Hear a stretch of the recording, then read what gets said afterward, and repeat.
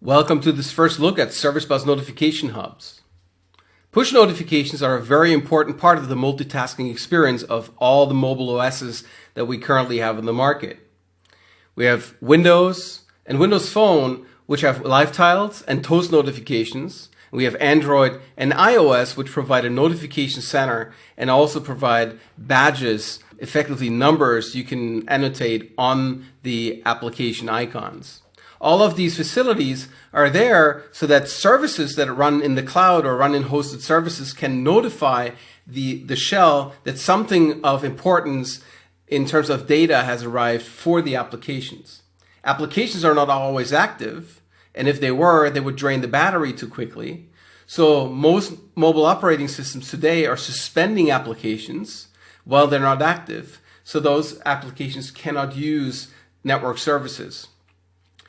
Push notification services provide a single avenue, a single socket into the mobile phone, into the device that is maintained in a special way so that the antenna can go in low gain and therefore battery can be preserved.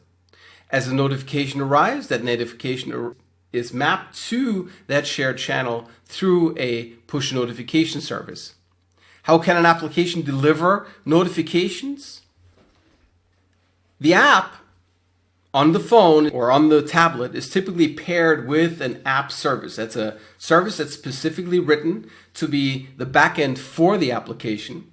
And inside of that application or external to it is an event source. The push notification service is something that's provided by the operating system vendor and that interacts directly with the operating system shell. For Apple, it's the Apple push notification service. For Microsoft, it's the Microsoft push notification services for Windows Phone, or the Windows notification services for Windows 8. The interaction for most of those APIs happens in the following way. The application first registers with the push notification services through a platform API, and with that obtains a key. That key may be a channel URI or maybe a device ID. And that key identifies the application instance registration with a push notification service for later delivery. That ID is then provided to the application service, which is hosted somewhere on the public internet, and which then stores that ID into a registration database. As an event is raised, the application service will either look up the matching registration, or it will, in a broadcast fashion, go through all the registrations and then deliver to the push notification service an appropriate message that encapsulates the event data. And the push notification service will then deliver that notification to the application or to be precise, to the operating system shell, which then projects it onto the application's icon or onto the application's live tile, depending on what the experience is. If there are errors in delivery, the push notification service will report that to the application service, which is then in charge of, when needed, blacklist or remove stale registrations. Typically, the push notification services employs some kind of proprietary protocol to do that kind of interaction. The Apple push notification services, for instance, are using a proprietary TCP protocol. To help with this, there's a number of commercial push APIs on the market which provide an abstraction from those proprietary protocols. In these interactions, the application, again, uses the native API for the push notification service to obtain a device ID or a channel ID. Will then provide that to its own application service, which then again registers it into the database. When an event gets raised, the application again goes through its registrations. However, here, it's now possible through the intermediary to provide a batch of device IDs that can be provided for batch delivery. So you interact now with the push API, which then goes and calls the push notification service, and for a batch, it probably gets called multiple times. The notifications are being delivered in that step, and if errors occur, they are reported back to the notification intermediary, which will also note success and failures in statistics. And then ultimately, the failures are going to be reported back to the application service, which can take the failed deliveries out of the registration database. So we have a proprietary protocol up on top, and we have now a standardized an HTTP API at the bottom, which makes it easier for the application service to push notifications if it's written in a language or written on a platform that prefers HTTP interactions. Service bus notification hubs provide another layer, an additional layer of abstraction. The application will still register with the push notification services, but it will do so through the Service Bus Notification Hub SDK API. That turns this registration and the registration with the backend system into a single step. You'll also notice that there is no dedicated application service anymore because Service Bus provides such an application service for you. The Notification Hub takes care of doing all these registrations and doing all the maintenance of registrations for you. And you can store hundreds of thousands of these registrations in Service Bus Notification Hubs. As an event is raised, that event is submitted straight into the Service Bus Notification Hub as a message. And you can send messages in its native form, so you can send a native Apple push notification JSON message, or you can send a native Windows 8 or Windows RT XML notification message for live tiles. Or you can send a template, which I'm going to discuss in a moment. And then Service Bus is going to go through the registration database and is going to look up the matching tags. There's a publish and subscribe model here. Or it will broadcast to all the registrations that exist. And it will do so through the native push notification services into the operating system shell. The registrations, as said, can be in the hundreds of thousands. And what we aim to do is to provide a high degree of parallelism of the delivery so that we can minimize the time from delivery of the first to the last message. So one of the design goals here is to make this enormously suitable for news services and for sports services which require low latency in delivering messages. Templates are another innovative feature of Service Bus Notification Hubs. Here, the application is fully in control of its own experience.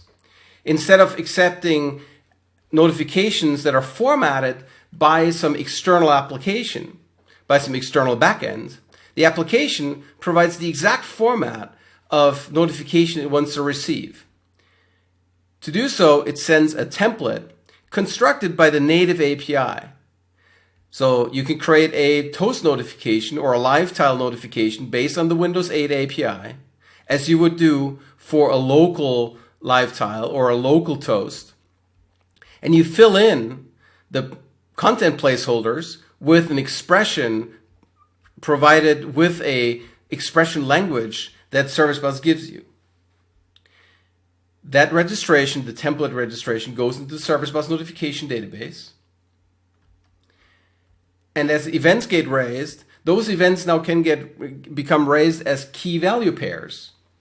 And then Service Bus, as it looks up and iterates over the registration database, will merge the template for each individual device on each individual registration with the inbound message and push that through the push notification service to the application.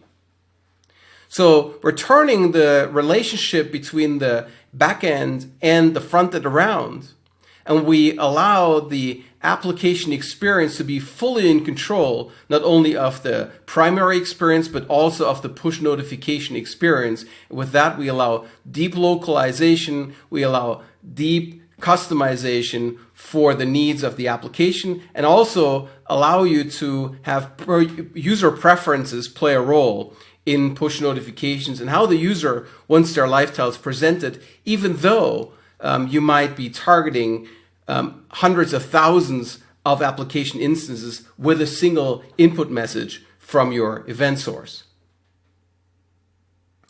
In order to show you Service Bus notification hubs, I'm going to go and create a Windows Store app in Visual Studio.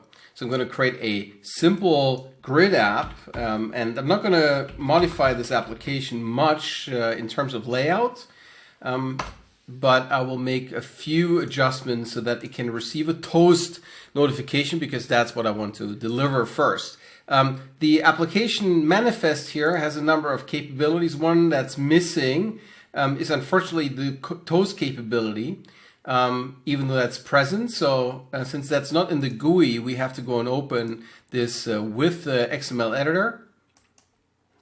And I'm going to go into the visual elements, and here IntelliSense knows about it. I can add toast capable. I'm going to set this to true.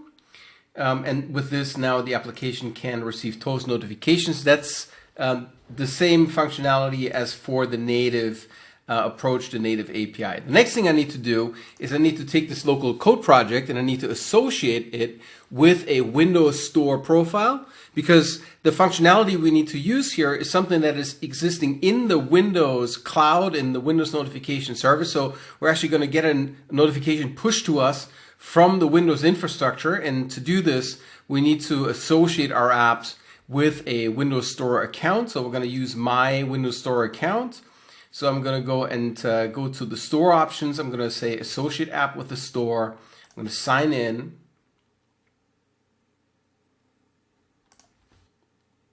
And I don't have any apps here in my store account. So I'm going to click this link here to go to the dashboard. And here I can go now create a new app. I'm going to go and select the name for it, my push app. I'm going to reserve that app name. Save it. And under advanced features, I can now click the push notification and live connect services info link, which now presents me with information about authenticating your service. And this information here is what is needed to push information to the application from the server. So we now need to go and take this data, this information, and associate that with Service Bus. To do this, we will go to the Service Bus portal, a part of the management portal. Never mind the URI here. You will go to manage.windowsazure.com, and you can find the navigation area here for Service Bus, but you don't have to do this. You can actually access all that creation logic from anywhere in the portal. Click New, go to App Services, and pick Service Bus Notification Hub and click Create. And you can go and create a new notification hub. I'm going to go and create mine under the name My Hub. And in my namespace, if you don't have a namespace yet, it will go and create one or offer to create one for you here. And I'm going to click Create New Notification Hub. And there's some previous operations that I had working. So now it has that created. I can go into it. And here's my dashboard, kind of information about the notification hub. There's obviously nothing has happened here yet. So I'm going to go into the configuration area. Here I have the package SID and the client secret, and you're familiar with that because we have this here. So we're going to go take this information now from the Windows Store account, and we're going to associate this with the brand new notification hub. So I'm going to put this package SID here. So that's now set, and I'm also going to go and take the client secret. I'm going to put this here. So now we have both of that data. We have the package SID and we have the client secret. And now I'm going to go and save that data into the notification hub. And now that notification hub is updated and has both of that information.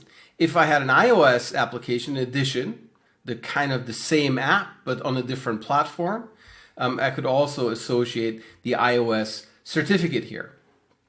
So going back to the dashboard, it actually checks out whether the registration, whether that data is valid. And so now I have my notification hub here. What's left is to associate the Windows Store account with the code, and that's what we're going to do in Visual Studio.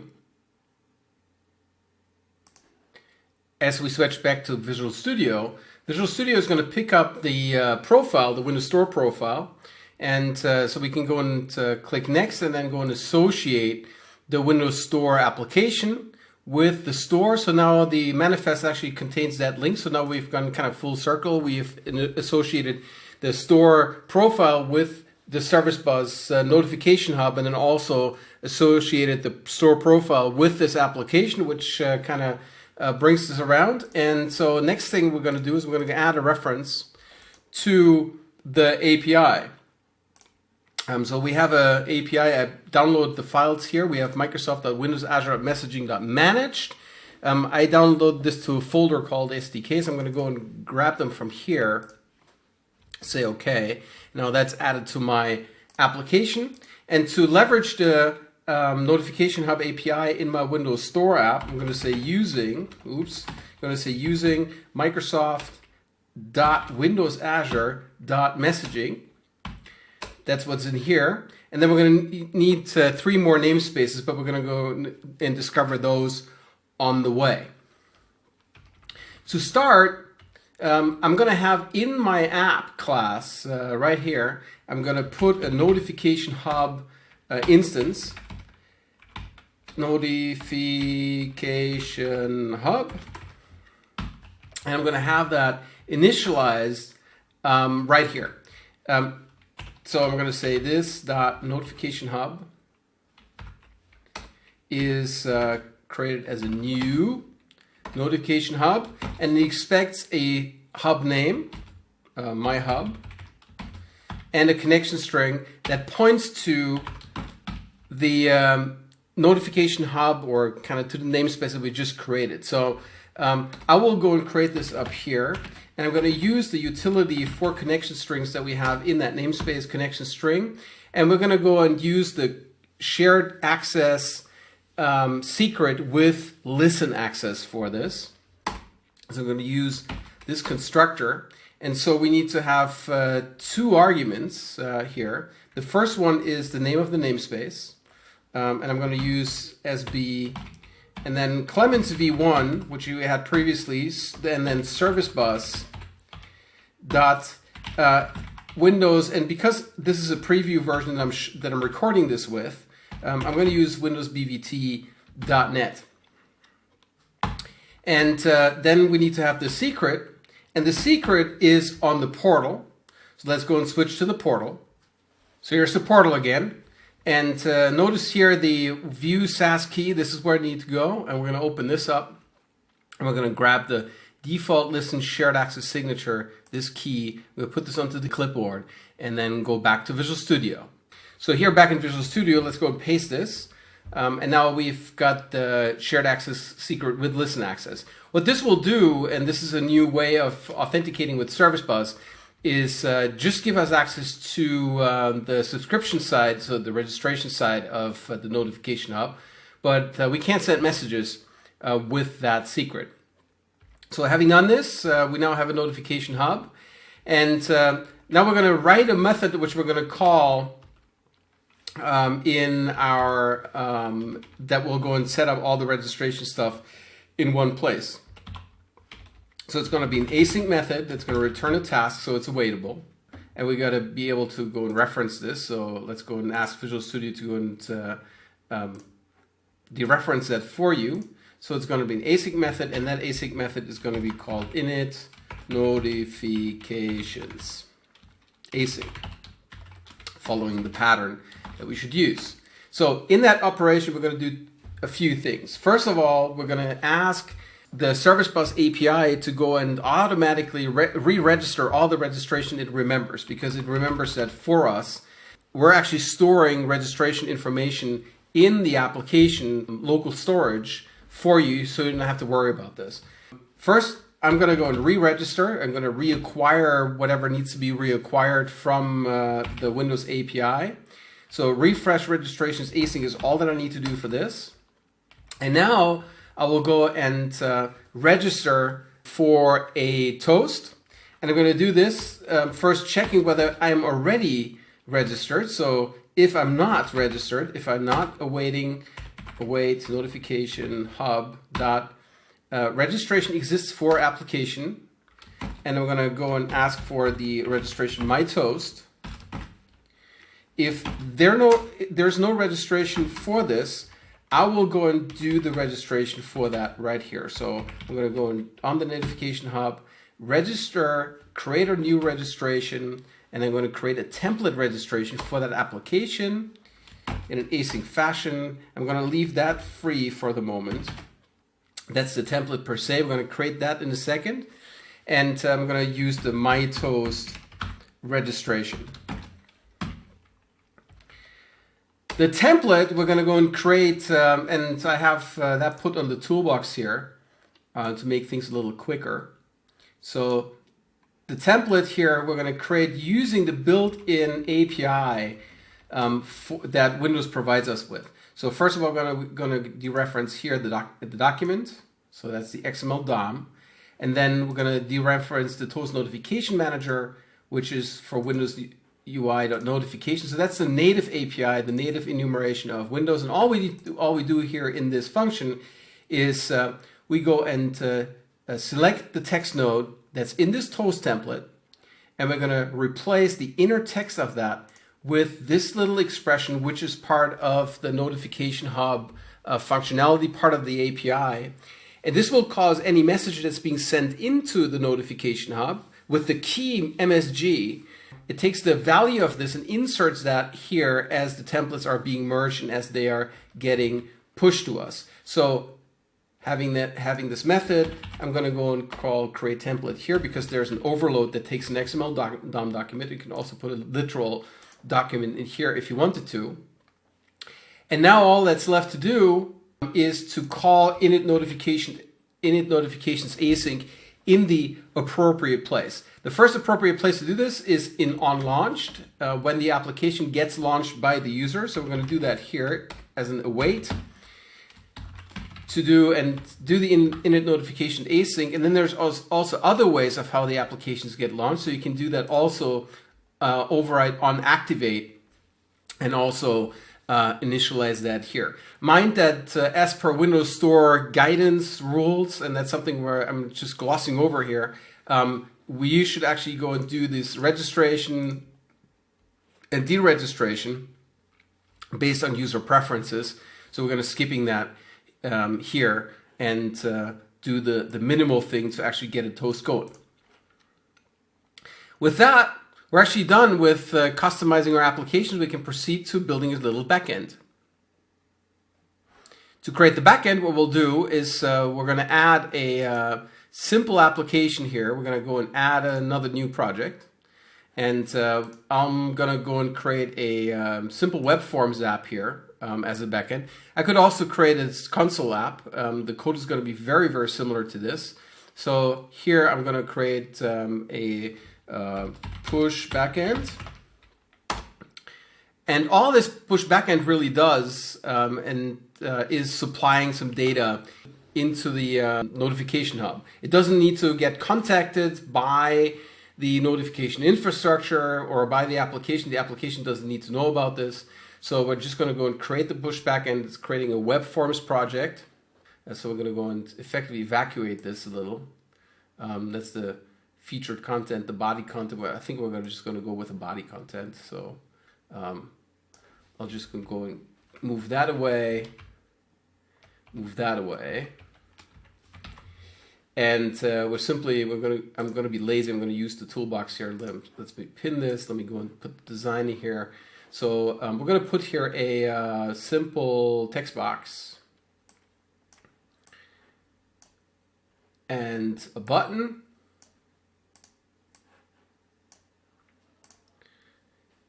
And when the button is clicked, we will go and now raise the notification, and we're going to raise the notification with the text that was supplied in that app. So to do this, we're going to go and go ahead and create reference here, the server side of this, and the server side, the fully managed API for Service Bus. We also need the preview version. So we're going to get the Microsoft.ServiceBus.preview assembly here. And we're going to go and here the API is a little different. Also, we're going to need a connection string. We're going to use for this the Service Bus connection string builder. Service Bus connection string builder. I'm going to go and also dereference this using Microsoft.ServiceBus, so they have that here. And that has a function of creating, very similar, creating the shared access secret with full access, because we now want to actually send messages into the notification hub. So let's go and create that. And again, the namespace here, it's actually sufficient here to supply the namespace in this fashion here. And so we need here the full access secret. So again, we're going to switch back to the portal to go and grab that string. So here we're in the portal, and I'm going to get the default shared access signature from here. I'm going to go and copy this to the clipboard. And I have that here, going to insert that here as well. So now, just because I have a setup that you don't have as an intermediary, you want to see this running, I'm going to go and modify the string a little. I'm going to go and say cn.replace. You will not have to do this, but I have to do this because I'm showing you this on the preview version. Windows-bvt is going to replace by Windows, and that's just modifying the connection string. What I'll do is I'm going to create a client. So I'm going to have a hub client using this, and that's going to be a notification hub client.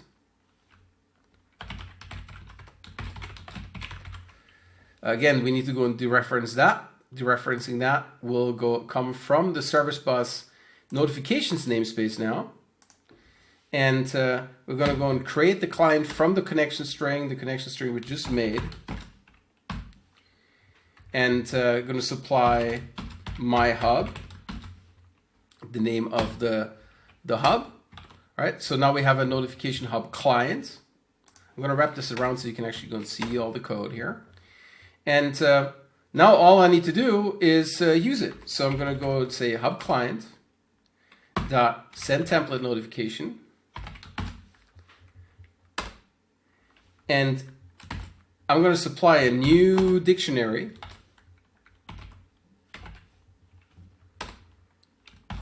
of string because that's what we use.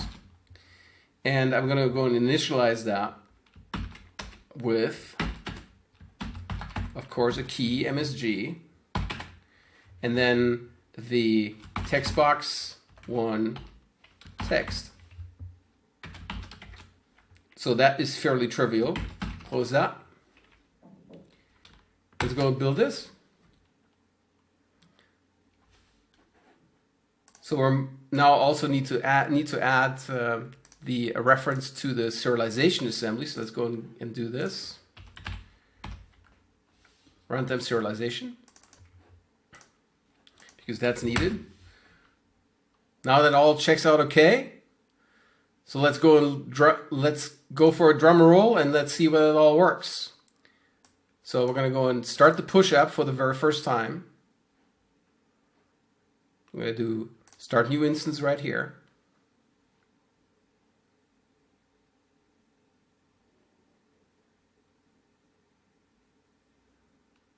Here we go. And we're going to switch back to Visual Studio. We're going to go and launch the backend.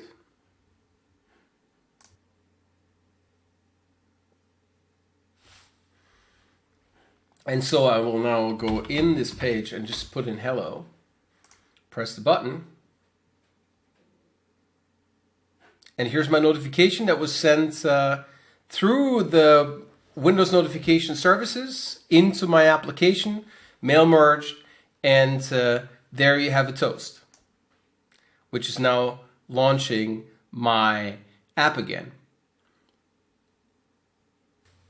So much as an introduction to Windows Azure Service Bus notification hubs. You'll notice that the code that you had to write is actually much less than the ceremony you had to go through to create the profile in the Windows Store and associate a Windows Store profile with your application. So with using Service Bus notification hubs, you gain a lot of functionality beyond the simple path that we just showed you here. We're going to show you more of this in the next few days and weeks as we continue to explore the feature set.